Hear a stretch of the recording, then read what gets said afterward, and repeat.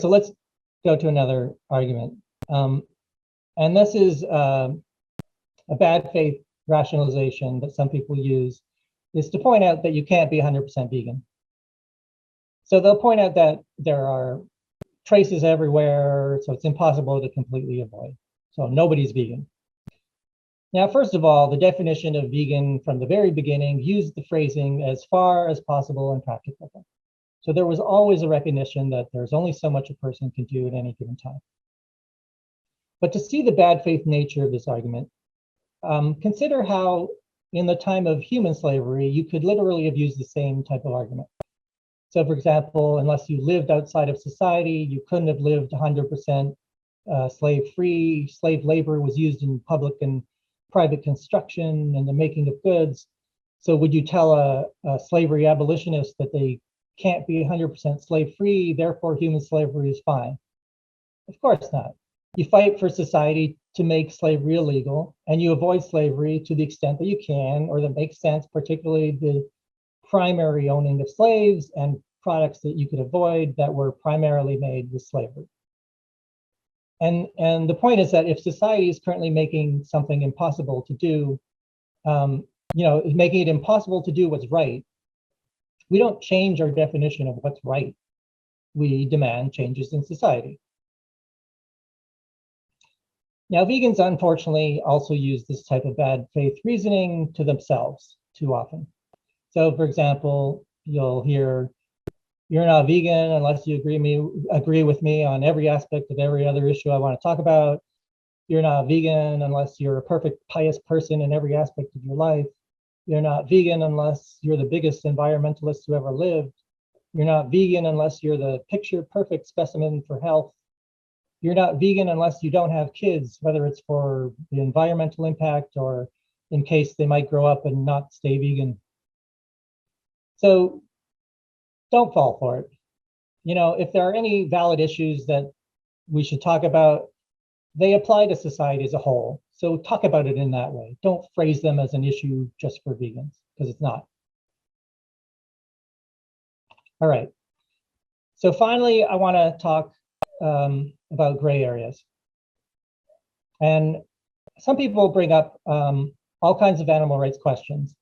And unless they get black and white answers that they like to all of these questions, they'll dismiss the topic of eating animals. For example, what about insects? What about feeding your companion animals? What about animal testing, and so on?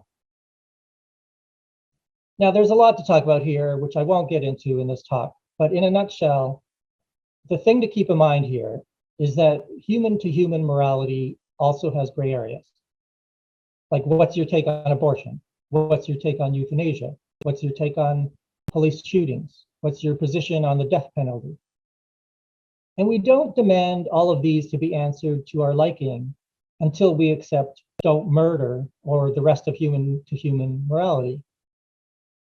And in the same way, we can't expect it for animal rights and eating animals either.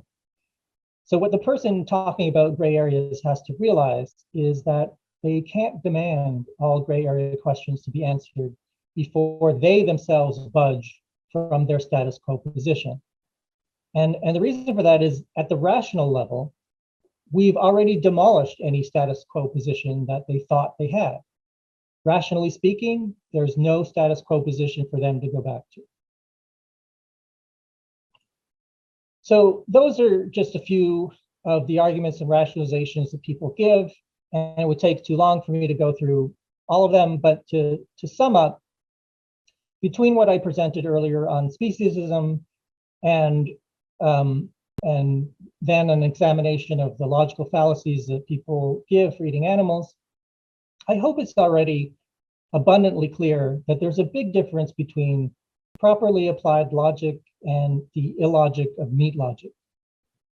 So with animal rights and veganism, we're simply applying the same logic we've developed towards humans and realizing that those same reasons for basic human rights should apply to sentient animals too.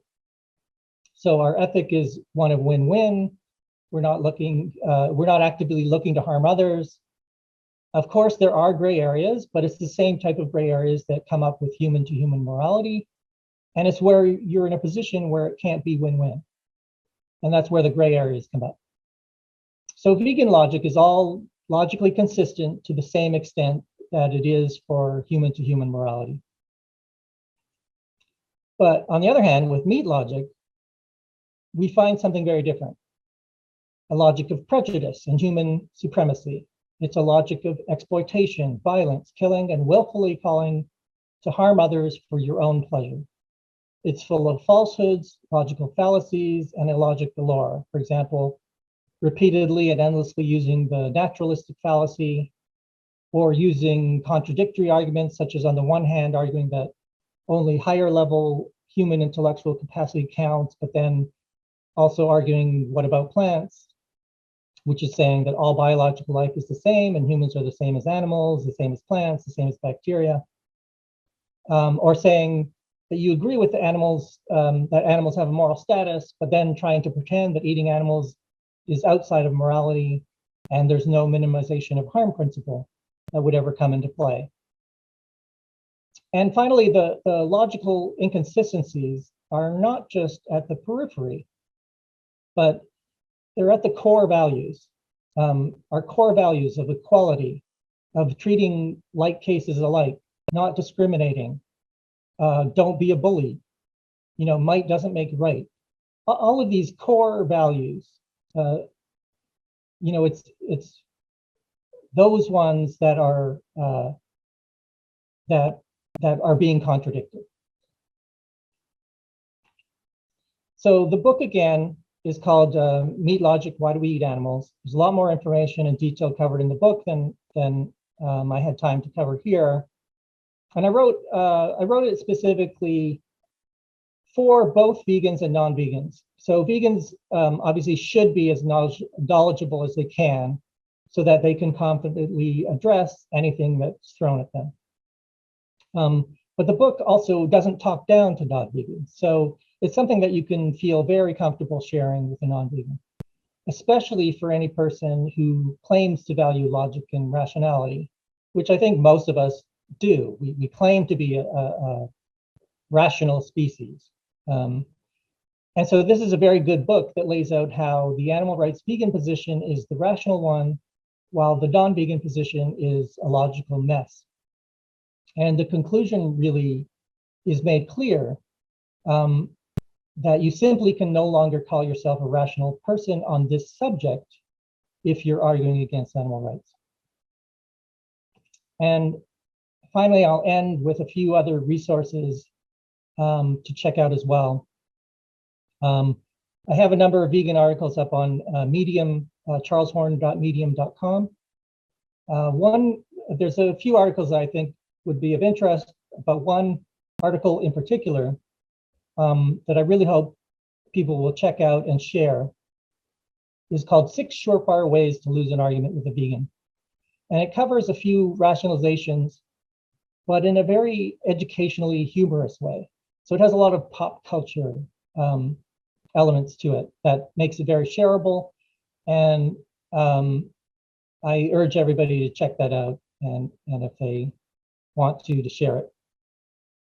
And for anyone who hasn't heard of him, I'd also suggest looking up Vegan Sidekick. He has loads and loads of comic images, and a number of them do an excellent case of showing the illogic of meat logic. And finally, another site to check out with lots of non-comedic vegan articles is freefromharm.org. And with that, I will turn things back over for questions.